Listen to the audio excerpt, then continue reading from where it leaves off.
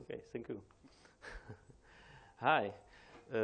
So I will talk a little bit about our history and how we develop our FurryBall, and how we start and how we became from the pure rasterized render over partly ray traced till this latest version, FurryBall RT, which is completely rewritten core based on OptiX and completely ray traced render. And I will a little bit compare this technique, and at the end I will show you some short live demo on notebook from new version of FurryBall RT. So our studio produced 2 feature movies for cinemas, and first movie we produce on render, and it took us about 30 or 40 minutes per frame. So, and when we finish it, so I say, so why? You have to remember we are in year 2008. There was no GPU render at this day, and so I was thinking, so how is possible that some games like Assassin's Creed are possible in real time, and we are rendering one single frame 40 minutes? And so we start thinking about it, and we start develop our in-house render FurryBall, which was pure rasterized render. And in 2008 we found it's strong enough to produce second movie completely in FurryBall. Here you see this is some old test from 2009, and you see it's in pure rasterized render in 21 seconds.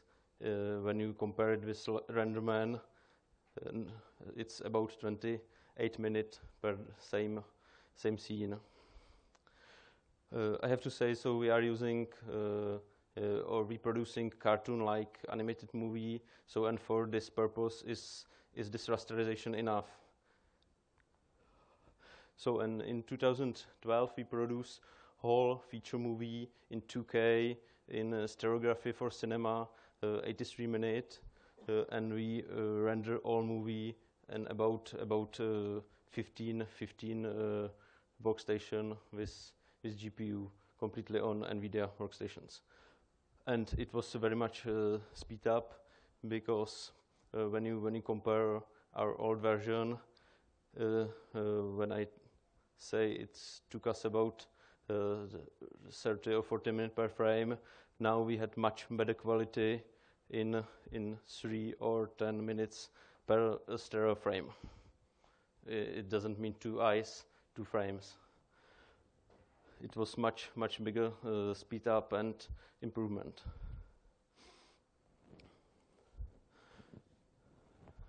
So, and when we compare rasterization with ray trace, it's there is very fast this primary rays, and it's enough for cartoon like rendering.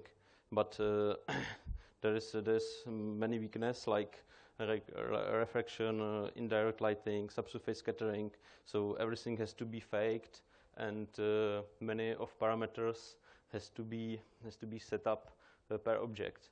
Yeah, and it's a little bit hard for users that if he want reflection in FurryBall, he has to put some parameter in Maya to object and tweak it and something like that. Yeah? It will be fast, but it's very very hard to tweak and set up. So there's some comparison. There's some comparison with pure rasterization and matter render. For example, you see it's almost 100 times faster than CPU renders in this time. Yeah. I know there is no superior quality, but for cartoon-like movie like this, it's enough and it's working. Yeah. So, and we are going to FurryBall 4, which FurryBall 1, 2, and 3 was pure rasterized render, and FurryBall 4 was partly rasterized and partly ray traced. We started developing after GTC in 2013, when I first see OptiX, and I came back to home to studio, and we tried to implement some features to our rasterized render, and we start to add ray traced shadows, and wow, we found that it was even faster than faked rasterized shadows. So, and we start add some other features like reflection, refraction, and almost in 3 months we had FurryBall 4 in beta version, which include all ray traced features. There is a comparison. This is FurryBall 3, and this is FurryBall 4 with indirect lighting. Here you see there is huge difference in time. There's 5 seconds still compared to 1 minute and 40 seconds, but it's still very, very fast.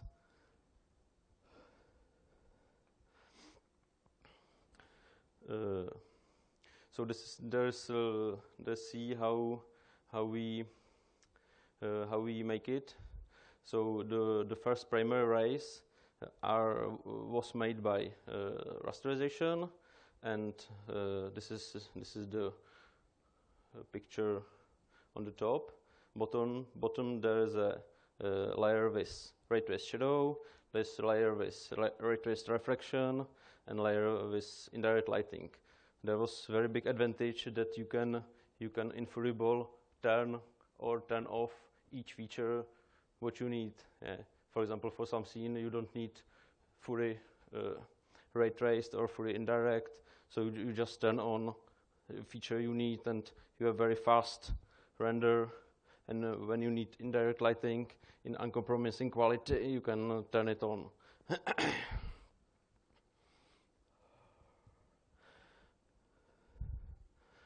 So there is a comparison again with some CPU render. You see there's not, now it's 100 times faster, but it's still about 10 times faster than CPU render. So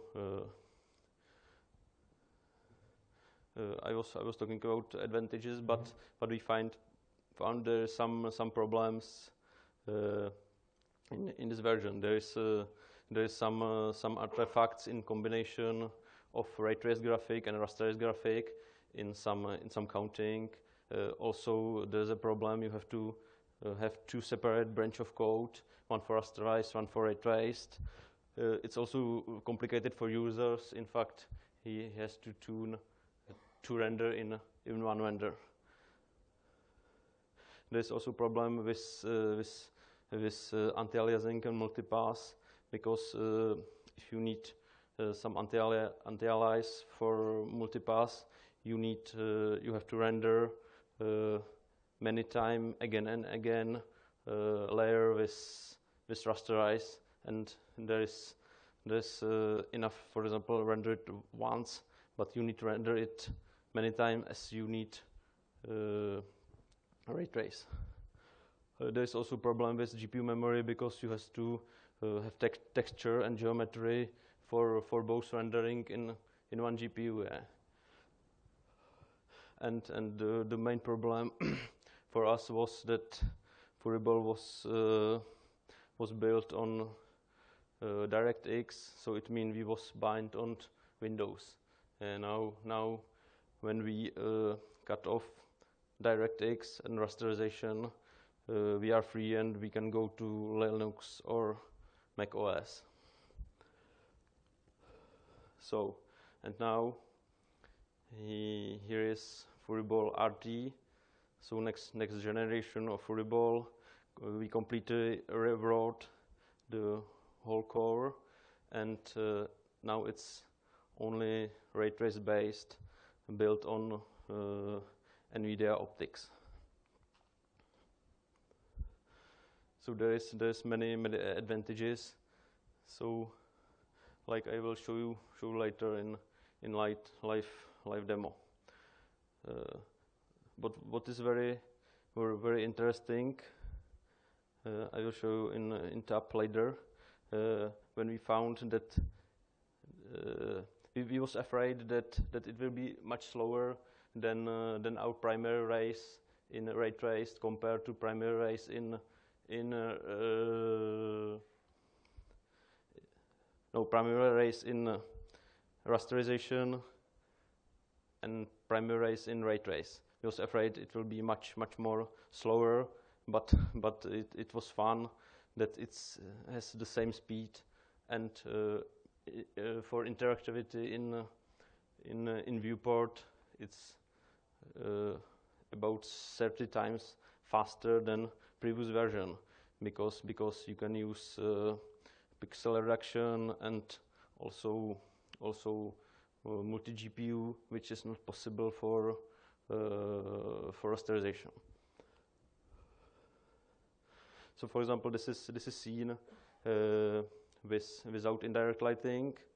This is ray traced reflections and shadows, and there is a indirect lighting.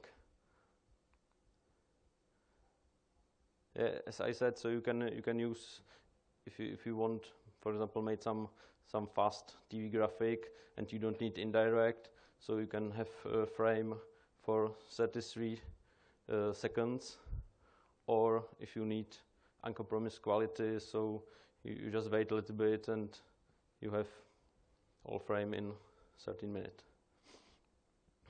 And in this step is there's nice comparison with old rasterization version and ray traced version.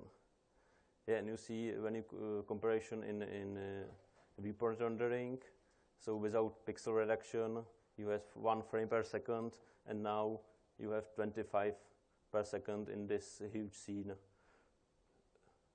because of pixel reduction. Or if you have more multi GPU, it's still fast like this.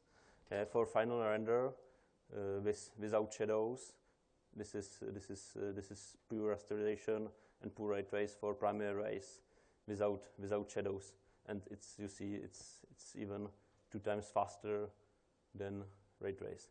Yeah, because we found, of course, if you compare it with rasterization in games, where it's 50 frames per second, it's faster rasterization. But our rasterization, if you want uncompromising quality for rasterization, you are pushing it to edge of its possibility, and when your shaders becomes more and more complicated, it's become more and more slower. Yeah, and in some level there is this balance between which it's paid of you to use rasterization. There's no more sense to use rasterization for big scene or complicated shaders. So only where is faster our old rasterization FurryBall is when you use some hardware anti-aliasing like jitter, for example. So it's faster than ray trace, but this jitter anti-alias is nice for geometry, but it's not working for texture.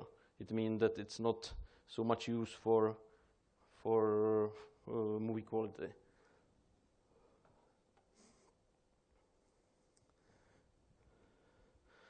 So there's for example, we implement shape and haircut. So I will show you after this scene, and you see in FurryBall in real time. There's 20 seconds. You can in real time work with your hair and tune with every parameter. And when you compare it to CPU render, so I'm just thinking why anybody can use CPU anymore.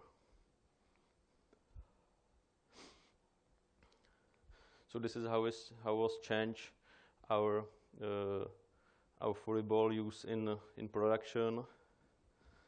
So we have some limit in realism. Now we have uncompromising quality and realism.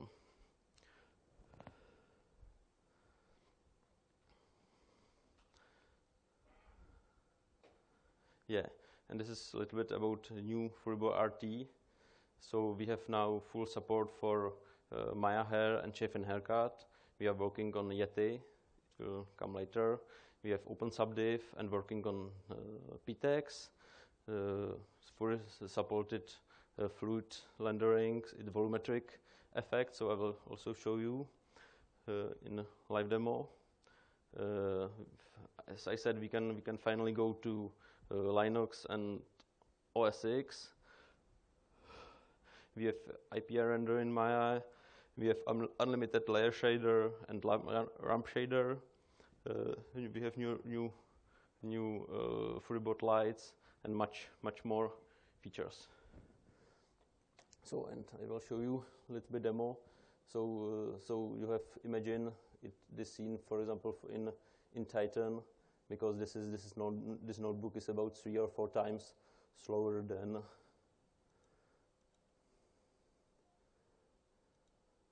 Titan.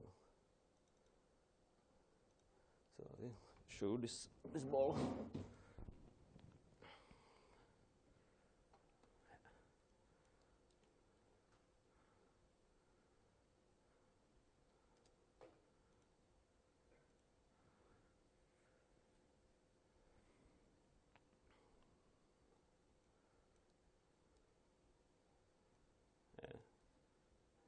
See there's about 10,000 hairs, so you can tune everything in real time. There's nothing baked.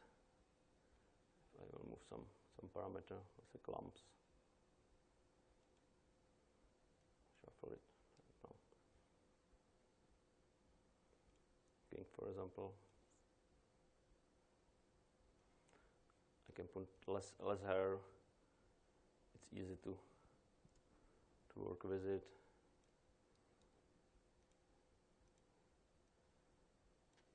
Yeah, also we have very fast displacement. Again, it's not baked.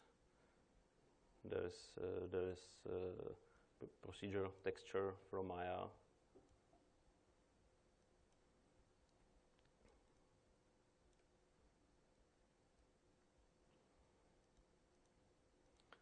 So I promise you this volumetric effects what we implement. So there's a Maya fluid, some example from Visor. So we had also fluid effects in older FurryBall, but it was rasterized and we don't have the ray traced feature, and now it's fully ray traced. You see there's a cast shadow in this volumetric effect. It's very fast to update it. So you have all in reflection. And you see it's fast even on this notebook. And because this pixel reduction, you can turn it. You see 30 frames per second. Of course, you can turn off this pixel reduction.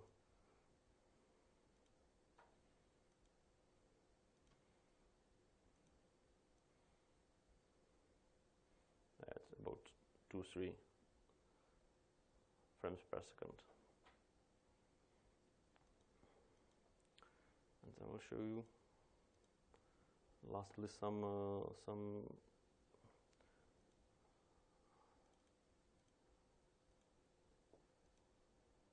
production scene. This is a real production scene from our movie. It's about, I don't know how much polygons, about 500,000 polygons, about 2-3 gigabytes of textures. So we have to reduce it because of notebook just to 2K textures. but you see it's also very fast for loading.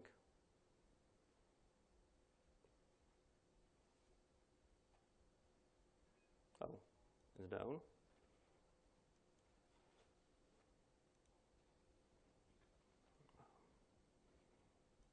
So again.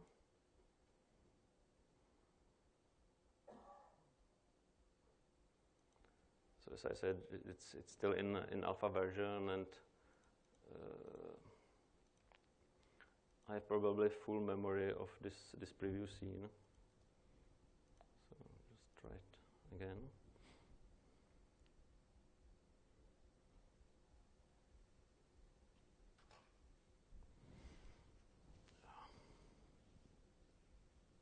Yeah, it's working.